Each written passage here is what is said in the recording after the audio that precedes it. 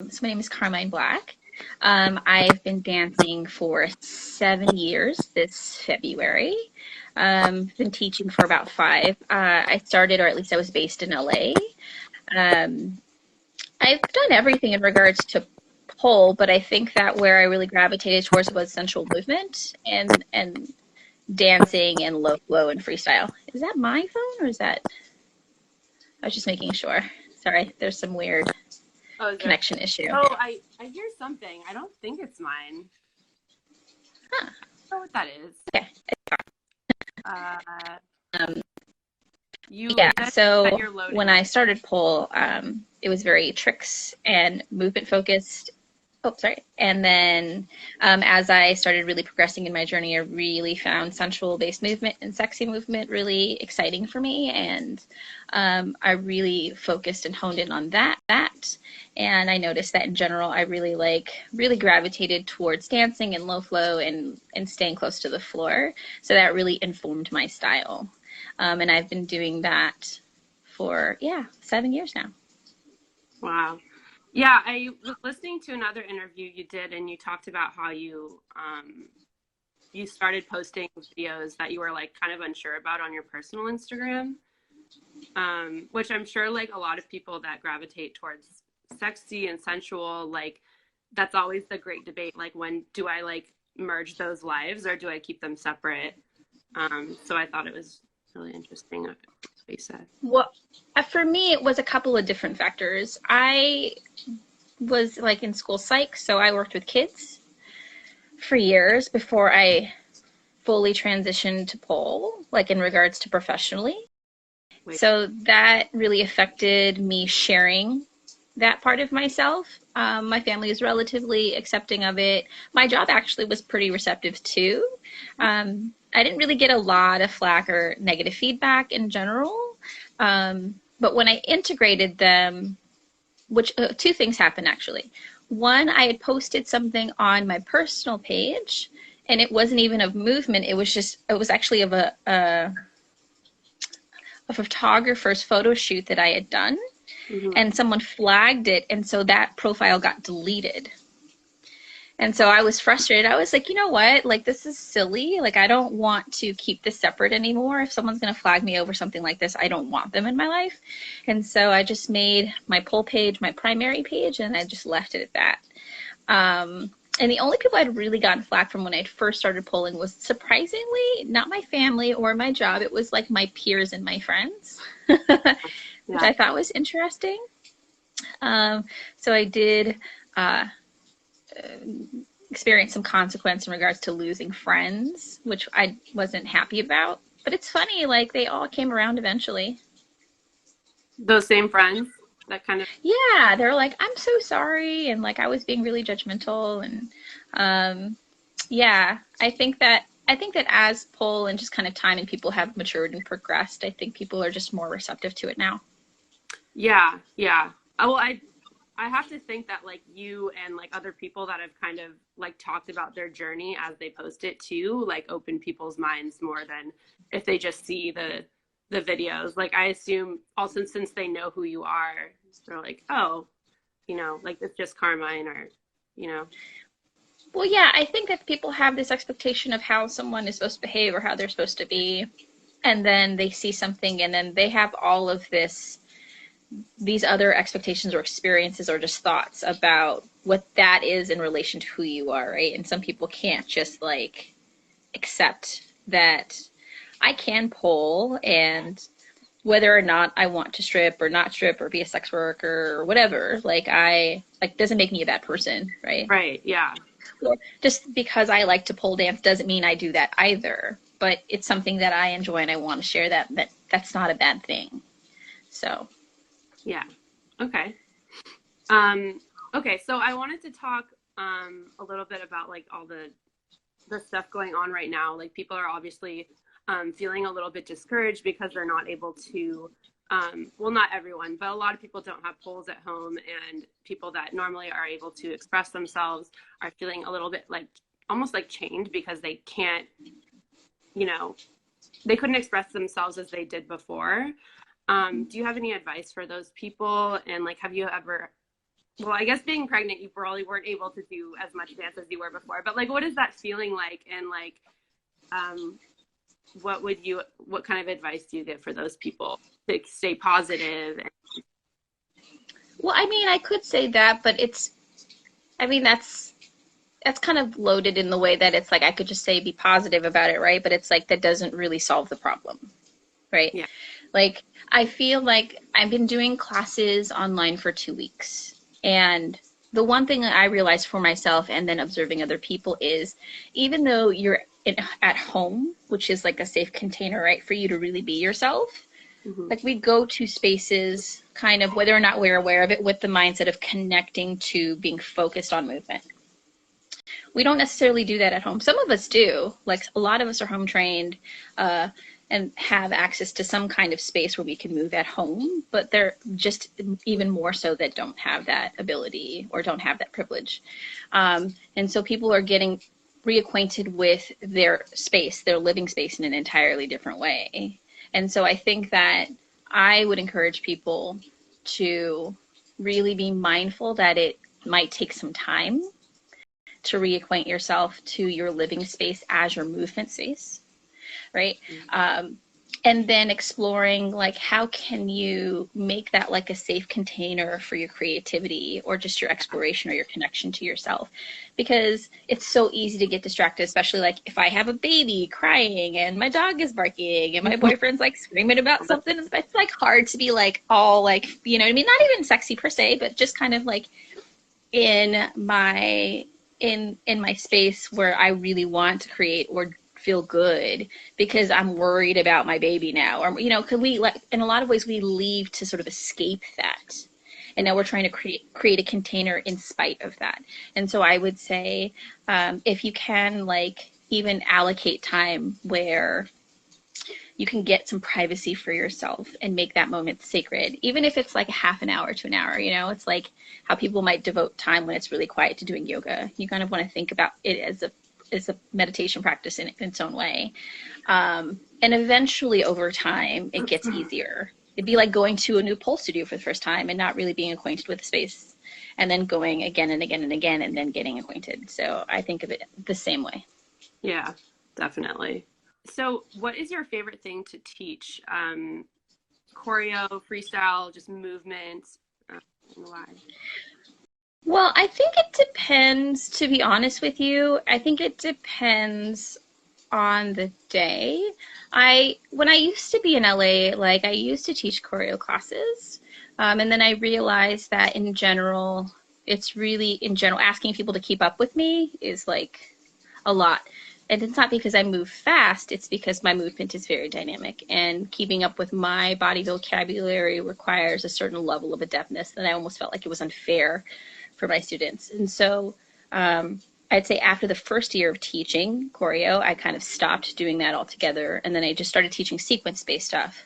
It is kind of similar in a lot of ways, except you're not like dancing specifically to a certain song over and over again. You're not hitting specific times or beats or accents, right? So it's a lot more free form in regards to putting yourself into movement that I'm sharing with you.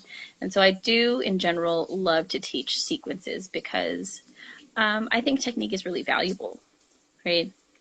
In regards to understanding safety, body awareness, mechanics, spatial awareness.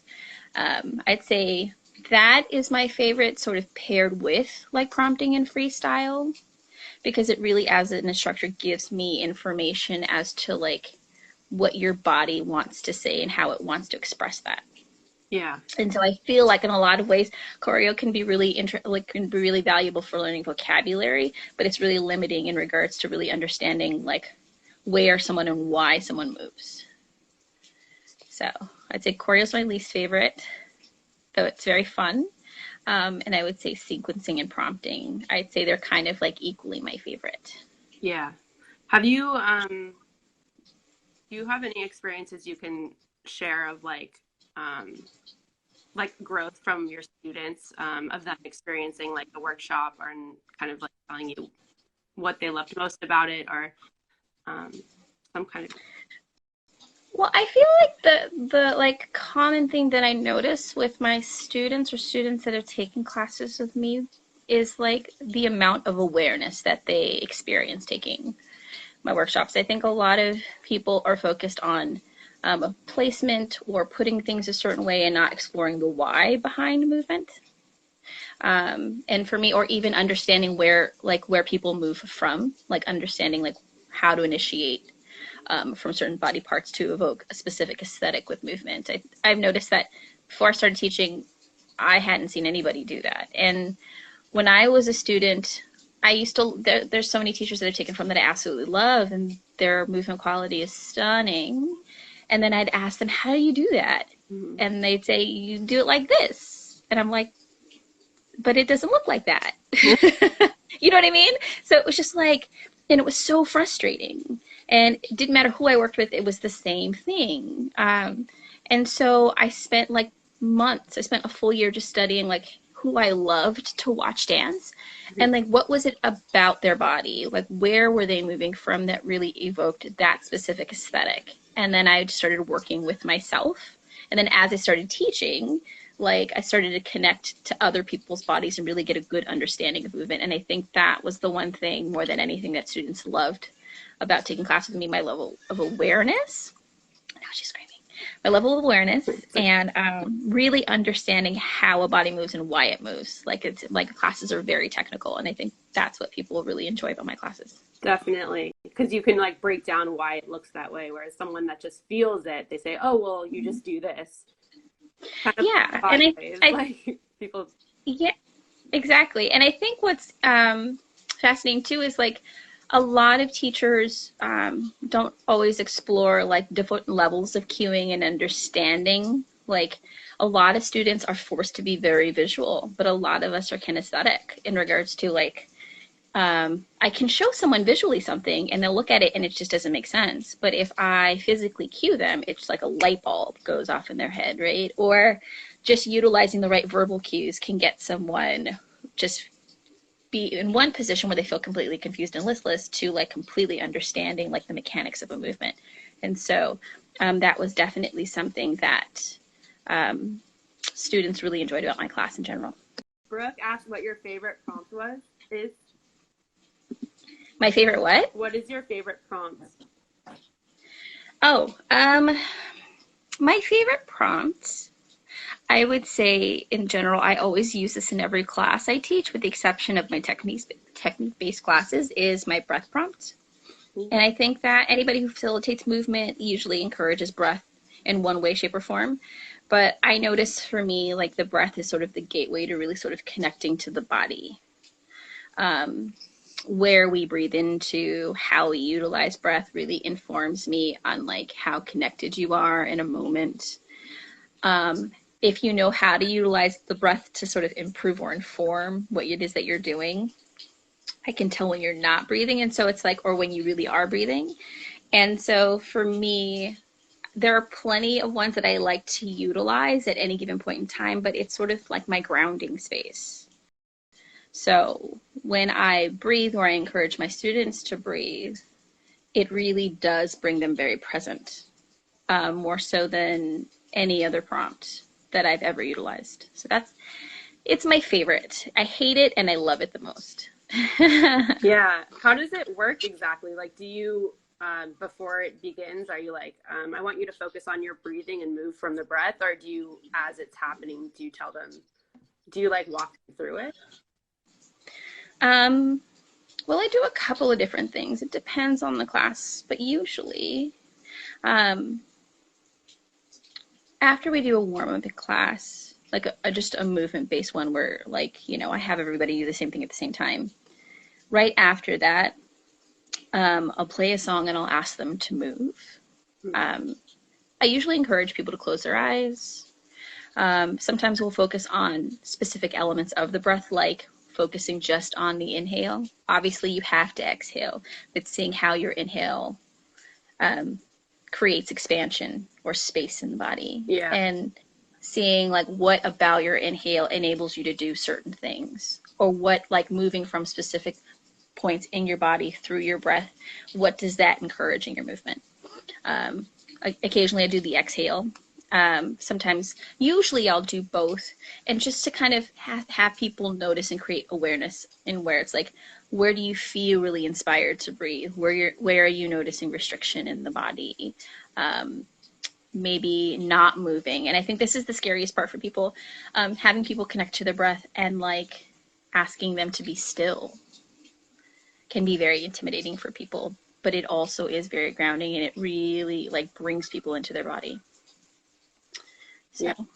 Okay. And then what prompt do you seems to unlock students the most? That's what someone asked. What was the question again? What prompt seems to unlock students the most, or I guess get them to have the most growth? That's a hard one. I've noticed that there are two prompts that I've noticed that seem to unlock students in a very interesting way that I didn't initially anticipate, but it seems to be a recurring theme. I do this prompt, I call it the stop prompt. And I'll play a song and they'll dance throughout the entirety of the song. They can do whatever they want, but in the course of the song, they have to do a full stop, a minimum of 5 times, 4 to 5 times. Just completely completely stop. They get to discern where they feel comfortable stopping. Oh, yeah. Right? Because for me, it really gives me an understanding of how they are actively listening to the song, right? And then what does stopping do for the body? What does rest do for the body? What does stillness do for the body? And when people initially do it, there's a lot of anxiety, but like over time, it really infuses people's movement, and it really gives them understanding of like, where naturally in music do they feel inclined to give themselves space to not move, and then creating intention behind stillness. I find it really interesting that people think that just because you're not moving, you're not dancing, or that if you're still, you're not intentional, right? And I think that people start to realize it's like, oh, stillness is still movement, and I can still be intentional even if I'm not dancing. I don't have to fill it with like just doing things for the sake of doing it. I've noticed that is a very powerful prompt for a lot of my students. And then anything that like creates an intention of push and pull, whether it's emotionally or physically or energetically, it creates a lot of power for my students, and I feel like they find it the most enjoyable. Yeah, I do. Mm-hmm. I do sympathize with those people, like just stopping to, even like when you're planning like a performance or preparing for a competition, like scheduling in like just the breaks of like, give us your presence, don't be moving, like show eye contact and just stop. Like that can be really uncomfortable for people. Yeah, well, I would, and I think for people who feel uncomfortable with that, I think that there's something to explore, and that's like, where's the discomfort in holding presence, right? Where's the discomfort? Like, and I think that you can hold presence and not even engage in eye contact with your audience, depending on what you're trying to do. But I think that it is really interesting that that presence can be very powerful, can be just as powerful in stillness as in movement. And I think that when you give people permission to understand that stillness is just as powerful as the opposite, that like it gives them like space to like not have to like rush through everything or feel hurried in their movement, it gives them space to like find themselves, which is why I like that exercise. Yeah. How did you cultivate your like stage presence and your practice? Like, what do you feel like brought you like kind of took you from like just a leisurely pole dancer hobbyist to kind of having that stage presence? I don't know. I feel like all of the tools that I utilize with my students, I realized that those were the sort of things that I used in my own practice. But I feel like in general, I try to be mindful and understanding of my audience. And I really like to be intentional about what I say. And if I take those two things into consideration, that's really all I need. I think that a lot of the times when I see people perform, there is a persona, but there's a lack of trying to communicate something. And so that's the one thing that I notice. And when people are dancing with intentionality, it's like, what do you want to say? What are you trying to say? What would you like me to hear?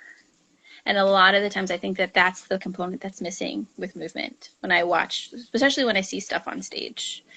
And I think that when I dance, that has always been my primary focus. It's like, whether it's sexy or something otherwise, it's like, what do I want to convey to this audience and how honest can I be in this particular point in time? Not like, you know, it's not always like my true, like my whole truth, but it's like, I feel like I can say this. I want to share this, right? And there's an enthusiasm behind it. And I think I've always had that. It's funny, to be honest with you, I've actually I feel like I've lost that in the last couple of years. That's why I don't perform as much anymore. It was a lot easier for me when I first started polling in relation to now. I don't have that. Like your want to express something to the audience, or? Yeah. Because I just had an enthusiasm and a love for sharing. I didn't care. I was just like, like, come see me, right? And it wasn't inherently presentational. There's a part of me that really just does want to like put that out there. But I think that as I've grown in my pole journey, like I think that I'm a lot more careful about how vulnerable that experience can be and for myself. And so I really want to be, I want to caretake that part of myself. So when I do share that, I want it to be impactful. So I'm very selective about when I perform now and how and why I do it. Plus, I'll be honest, like, people are judgmental. So it's not like, you know, and I think that's the one thing that I've experienced a lot in the pole community more than anywhere else. It's like, if I'm not doing certain things, you know, is there an audience for that? Like, you know, until recently, like, there weren't mediums to really sort of actively support low flow or floor work or sexy, or if there was, it was very few and far between. And now there is a big space for it, but like, that's not where I'm at in the same way. So yeah, I'm just careful now. Yeah. Do you think it's gotten better, I guess, like in the last, I don't know, since you started polling, or no? I mean, yeah, but no. I mean, yes and no. I think yes in the way that it's acceptable, but it's still only acceptable in a certain way. Like, I feel like when I first started polling, like, tricks was a thing. It was just like, you did tricks, and if you didn't do tricks, then like, you didn't know where you fit, right? Mm-hmm. And I think now there's a bigger community because pole is really expanding and people are really maturating. But I think that, like, with choreo and like certain exotic styles, it's like, if you're not doing that, or if you're not doing it a certain way, then it's like, I don't know, where you kind of also feel like, where do you fit? Right. Yeah. And it's not like I can't do all that stuff. I just don't want to.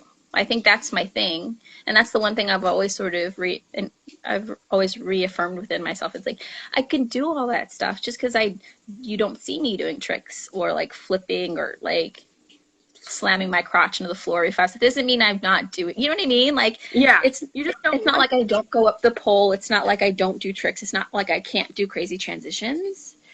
Maybe I just want to dance around the pole for 5 minutes. Why can't that, just because it makes me happy, why can't that make it enough, you know? Right. Yeah. Yeah. Yeah, it kind of seems like people feel like they have to do it in order to like fit like the pole. Yeah. You know, like, you can't just move because you enjoy it and have the same amount of applause, I guess. Sure. And I think my classes and like where I fit in that, then I start to ask, well, like, what is it that you want to do? What do you like? Like, what do you want to say? And I think that a lot of us haven't really given ourselves the opportunity to think about that. And And then it starts to freak people out because they're like, wait, or just been in class where no one's ever asked them that question. You just do what you do, you do what you're told to do, and you do it a certain way, and then that's it. And so when I ask people, it's like, you have a vocabulary, right? You have experience, your body likes to move. Let that inform like how you prefer to share, and let that be enough. And if your body wants to do more, then let it do more. But if it doesn't, don't force it. Yeah. I think that's kind of like how I feel about movement in general. Okay. Yeah. I don't know what can you do the bicycle means. Bicycle. Can you ride a bicycle? I don't know. I can ride a bicycle. I'm not great at it, but I can do it. Do you have any like, or have you had any like pole mentors, or it doesn't even have to be pole, but people that have inspired your movement most? Yeah, I've had lots of people in so many different ways. When I first started polling, like my pole moms were like Adrienne Strauss and like Bryn Rout and yeah, Elena Alashenko and like Brandon Grimm. Like those were my pretty much my first pole teachers. And like, you know, I feel like Adrienne like really enabled me to like love the floor and like give me permission that it was okay to not like trick out all the time. Adrienne, you know, and like Strauss. Oh, Strauss. Yeah. And Bryn taught me like the like how to luxuriate and be really slow, because God, she moves so slow and she's just so bendy and she's beautiful, right? And just like a beautiful human being. And so it was just, and it's funny because she used to teach a choreo. I don't know if she still teaches a Beast Bun, but she used to teach choreo class every Thursday. And what I loved about, and this is really what informed me as a teacher in regards to structuring movement, like, so she'd teach a progression of movement, an actual choreography, but it was so open-ended where it was like, I move really fast in comparison to her. And like, I would do stuff and then like, I'd be like 4 steps ahead of her and then I'd just be waiting. I'd be like, you know?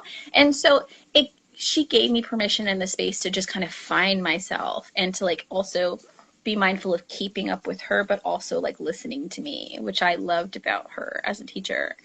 And then I would say like Elena taught me about like really connecting to sort of dynamic movement and how powerful like dance could be in a lot of ways.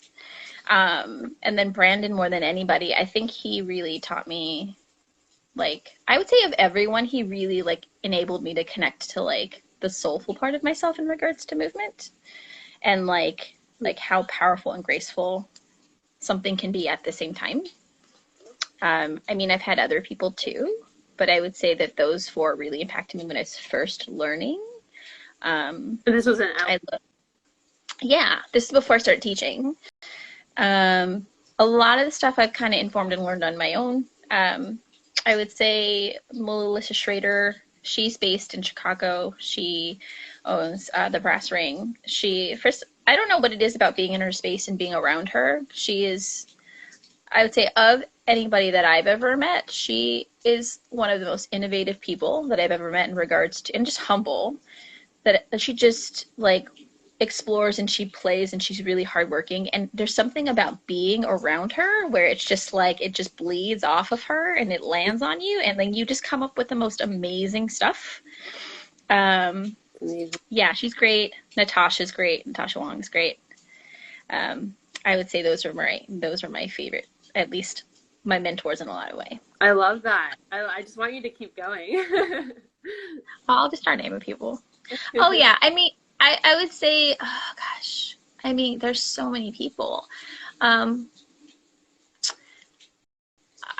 would say when I came to New York, I noticed that, and that was when I was traveling and I was teaching and I felt really lost. I worked with Tracy K for a lot. She's really great she's really great in regards to, yeah, she's beautiful. She's inspired me a lot in regards to how to hold space and how to facilitate. And to be honest with you, like when I was in LA, I was the only person doing what I was doing and I felt really lonely, you know? And so when I finally met her, it was like, oh, thank God, there's somebody else that does what I do. And so when I met her and I took a class with her, and it was just nice to be a student. It was beautiful to be facilitated and like cared for, and so that really made me appreciative as a student. Yeah. Doris Arnold, she's sexy. I just love being around her in general. She just has a really good air about her, and she's very, like, hands down one of the most professional people. I would say her and Vertical Joe in regard to like really like knowing how to like run a business. I love them. They're beautiful entrepreneurs. So yeah, I have a lot of mentors, whether or not they're aware of it. Yeah. Someone asked how you get comfortable in heels. I've been using them for 3 years and fairly strong, but still feel like Bambi, or they call me pain. I would say it takes practice, I would say in general, like, if you think about learning any progression, any trick, like that takes time. Like from the first time you learn something in relation to like the repetition, right? Like being dedicated and doing things over and over and over again, I would say be disciplined about being consistent about it. But I also would encourage you to find teachers that really understand how to utilize them. Because if you have good instruction, it's so much easier to get there faster. I'm not always about like getting places faster, more so like being precise and efficient and safe. But I usually, why I love working with my students is because they kind of get to learn from all the mistakes. Like I get to teach them all the things that I figured out. Like I didn't have anybody there to help me and guide me in a lot of ways. I had to figure all this stuff out. And so they get to sort of experience all of the good stuff and not the bad stuff that I had to figure out on my own. So I would say if you can find a really good instructor that really understands solid heel work and like moving in them, you'll get there faster. It's worth the investment. Would you say like, since you started pole, like, did you do mostly classes or did you do workshops? Like, what did you take most learning wise? Like, what was your... I did mostly classes. I was just like a fiend. I was like in class all the time. It's just like anytime I could. All of them, or? I did a couple. I predominantly did B-Spun though, as a student. But then it's funny, when I transitioned to being a teacher, I taught everywhere. So that enabled me to start taking classes everywhere because I was living in studios at that point. Mm-hmm. So yeah, teaching or being a student there really informed my style. I'll just say that. Yeah, they all have their own styles. Definitely. Someone, Godiva Poles asked, how has your dance changed from before your baby to now, after?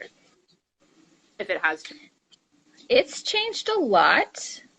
It's slowed me down in like a good way, but I definitely know that it slowed me down a lot. Like in regards to when I dance, I try to be slower, and I wouldn't say slower because like in regards to being careful, I just try to be more mindful when I'm dancing. Mm-hmm. And also too, I'm like I'm still recovering from that, Yeah. Which is, and it's interesting because it's forcing me to be more aware of my body now than I was even before I had her, which is saying a lot because I'm like I really try to stay connected to myself in that way. And I've noticed, and I've said this before, that before I had her, I feel like I had a lot of fire, if that makes sense, and a lot of like passion and something there, and it's definitely like shifted into something different. It's deep, but it's softened. Yeah. And it makes me sad. It's kind of like, oh, that's so cute, but it's also kind of like, oh, I miss that part of myself. Do you think it's temporary though? Huh? Do you think that's temporary? Like, do you think it'll come back? I think it will. I think it'll be evolved. I think it'll be definitely evolved. I don't think that those parts of myself are disconnected. I think that they're taking a break. Because I can only devote so much energy to like my creativity because a lot of my energy is directed towards her. Mm-hmm. And that really being around her really softens me. And so that really does inform like how I dance and what I like, what I connect to emotionally, and how that affects why my body wants to move. Yeah, that makes sense. Yeah. Seconding the question. What's someone's asking what the best way to build strength is for a pole. And you're I would say I used to do a lot of resistance training and calisthenics stuff, but like you want to be mindful that what makes pole interesting is like I think people think about strength in regards to doing things, but I don't think that people take into consideration like coordination, how much understanding and really balancing coordination with strength they have to kind of be equal. Because have you ever seen someone really strong but not coordinated? And so developing that level of coordination when you're moving is just as valuable. So I would say if you're doing calisthenics or resistance training, like if I do pull-ups, I'm like I'm literally not just linearly like lifting my body up. I'm like kind of dancing through things, if that makes sense. Or if I push up, it's weird. If I push up, I'm probably dancing through my push-up. Or if I'm doing different things, I always think about it as a dance or seamlessly shifting from one position to another. And I think that requires a lot more understanding of mechanics and coordination. And so that enables me to do stuff when I do get on the pole, like so much easier in general. Yeah. Is there any more questions? What would you like to see like pole evolve into now? Well, I feel like it's evolving pretty nicely. I think that I feel like it's in a really good place right now. I think that the only space I really would like it to evolve into is like more of an understanding and awareness of itself, meaning like I've noticed that people, let's just use exotic pole as an example. So people are doing movement and they're doing really dynamic and fun things, but there is sort of an element of sexy that I don't always feel like is infused in it. And I think it's because of there's a lack of intention. Like I said before with stage presence, like I noticed that intentionality isn't always a thing that comes into consideration in classes, in studios, just in general. And I think that intention will not only sort of inform people on like performing, but just enable them to connect to themselves. And I think that that will enable the pole community to mature a lot more than currently where it is right now. And also think it'll create a certain level of compassion with themselves and like the community. Because I feel like there have been elements of the community that where it has been strained or disjointed, but I think that intention does create a level of compassion. And so I'd like to see more of that. I'd like to see the community evolve into understanding and supporting each other in that way. Yeah. I think that's like the really good thing about your workshops, because I don't feel like you get that kind of stuff in a class ever. It's usually like tricks or choreo, but it's never like, I feel like when I entered like competition training and stuff, it was like another element of dance that I never thought about and that I wish I got from classes, like connecting and intention and like, why are you doing that movement, you know? Yeah. It's kind of glazing over a lot. Definitely. I mean, I can't tell you how many times I see a choreography and a song and I'm like, that I don't know how that fits. I'm like, wait, why are we doing this? Right? Yeah. And I think that makes me sad a little bit because it's kind of like, because the movements look so beautiful or powerful or interesting. And if they were actually listening to the song, it could make it that much more exciting, right? Yeah. Do you ever feel like if you're learning something, do you ever feel like you listen less to yourself because you're listening too much to a teacher or instructor, or like, do you feel connected and it actually takes away from your training? Well, I think I used to, but because I feel like as a teacher, I'm always asking for feedback. I don't so much as a student anymore. So when I go into a class, I'm always listening to myself, because there are a lot of teachers that aren't very experienced, or they're not adept in giving students permission in that way, or they don't know how to manage their class in that capacity. And that's not a bad thing. They just, their style is different. And so when I'm in a class as a student and I'm getting information from a teacher, I'm always kind of asking myself, I'm like, how does this feel? Does this feel right? Do I need to modify? Can the teacher help me modify? And so with my students, I'm always informing them, I'm like, you have to be mindful of being safe. You always have to course correct, because at the end of the day, like, I can't always, like, I'm not always going to be your teacher, and you might have a teacher that doesn't really know that yet. So you really want to just always be checking in with yourself, if only to keep yourself safe. Yeah, definitely. Yeah. I like that. And then there's a couple more questions, and then I should be done. How does spin and static change your movement and creative thought? How does spin and static? I guess, like, the difference between them, does it affect your creativity? Yeah, I think, and people can hate me for saying this, well, they're different skill sets. I think that spin is so hard because I am someone who is not a shape maker. Like, I feel like there are people who are power polers and shape makers. That's what I call them. And and some people are like hybrids, right? But I think that in general, we love to gravitate towards one or the other. And I'm like, I'm a power poler. Like, like, beyond being a dancer, like, if you give me like a power move as a student, I'll probably I'll want to jump on that as a student. As a teacher, I'm like, let's be careful with that. But I love like momentum, and I love like using my body to pull through things. But it isn't until recently that I've really loved making shapes.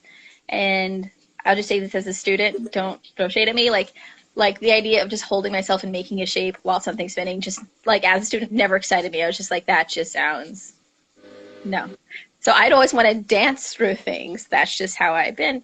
And so I think in that way, like, static has always forced me to really sort of understand momentum in a certain way, and like understanding like how my power infuses momentum. And so I do more dynamic things on static in relation to spin. Why I love spin is because you really have to understand how to hold your body in a certain way, and then also understanding like the grace in like being still. Like, making a shape on spin is like, or transitioning from a transition into a beautiful shape is stunning, right? Beyond like not trying to barf. Like, I think that spin forces me to connect to my grace in my creativity and slowness, and like static really forces me to connect to my power. I really like that explanation. And there's no judgment. Spin is great. Yeah. But you choose what you Some like. of us like one thing more than the other. And you're really good at the static stuff. So thanks. Okay, last question. Do you have any advice on developing a positive body image? Yes, we all need that. I think that takes time. I think that it takes being, I don't always think that it's something that you can internalize and like work on your own. I'm going to be honest. I noticed that my body issues when I started and working through them through Pole, really, I needed a community to help me with that. I needed a community to reinforce my understanding of a positive body image. Community like pole dancers, or are you? Yeah, sure. Yeah, people just being proud of accomplishing things and being proud of being reinforced that their bodies do have value, and like that our bodies are beautiful. Because I feel like there were so many external things that informed me that my body wasn't, right? For everyone. And so, yeah, we're always being informed that we're not enough. And then going into a community, and that's one thing I do love about Pole, where I felt like my body, like regardless of what I'm doing, like my body can be beautiful, my body is enough, I am strong. And I think Pole really informed that on me. And I think that there were people who reminded me of that, and then really made me assess, it's like, oh, I guess I am, And then also too, I think that being there and like doing the work, that's also what informed me internally that like my body was enough and my body was beautiful. Again, this took years and years and years. And then lastly, as a teacher, what kind of like drove it home for me was it's like I can't inform my students to live a certain way or to value themselves a certain way or to respect or appreciate themselves if I am not doing that for myself. It just feels like bullshit. Like it doesn't feel authentic if I'm sitting here being like, love yourself, be sexy, like your body's this and this and this. If I literally don't think and feel that way about myself. Right. So I had to. Yeah, go on. Huh? So I had to do the work. I had to do the internal work of thinking about like why do I think that way? Why do I feel that way? You know, especially like right before I got pregnant, I was like, oh, my body doesn't feel that great. I wasn't beating myself up, but I just didn't feel awesome about it. And it's funny watching my stuff back. I was like, oh my God, I'm insane. You know. And I think that it's kind of like, it's always this thing where I have to remind myself, it's like, where are these messages coming from? And how do I inform myself that like my body is enough? And so it's like a consistent practice that I've been working on over the last 7 years. Yeah, I think it can be really tricky. Like I remember something that kind of stuck with me when I was like just starting pole is someone that she has like an amazing body and she's pretty well known in the pole community. But I remember her saying like she didn't want to, she had like lost her incentive to dance because she had gained a little bit of weight and didn't feel good about herself. And she didn't want to post anything. She didn't even want to dance. And like, I think it can kind of lead you down like a negative spiral because the dance is also therapeutic and helps your body image. But if you don't feel good enough to do it in the first place, then you just kind of keep going down. And also the community, like you said, like can help bring you up that. So. Yeah, I mean, I think that the community can be very negative in regards to how it deals with itself, but I think a lot of that is like internal, right? A lot of us have these things that we haven't worked through, and so we say stuff. And I don't think we intentionally always say things to be negative. I think that's just how we're informing ourselves about our bodies, and then that's what comes out. But yeah, I find it always interesting when I see people shaming their bodies, and I'm like, but where? Where is this extra weight that you're talking about, right? Like where, like the body dysmorphia, the collective body dysmorphia, not just of this community, but a lot of movement communities is completely fascinating to me because you could be at the peak of your physical, like, you know, and you're still thinking that your body's not enough. And that's just sad. Yeah. And it affects those around you too. Obviously, when people hear definitely when shaming their especially body. For people who, yeah, especially for students. Like I will not body shame myself around like that is like no, that is big no. I am not sitting there being like I put on this or this looks That's kind of the end of this interview, but trying to think, is there anything that I guess you've done some interviews. Is there anything that you, I guess, haven't been asked that you'd like to share with anyone about yourself or pole or what you're doing? Any last? I can't think of anything. I mean, I'm currently trying to work on some stuff. I don't want to talk about it because I don't want to jinx it. But I'm always just working on stuff. With the onslaught of Corona, I've had to put my seminaries on hold, which is sad, but we're all going through that. I'm hoping that, you know, it'll clear up and I can be able to travel and teach again by the fall, summer, fall. But I'm currently just trying to focus on my online presence and building a community from there. And I think that's just going to be my focus for now.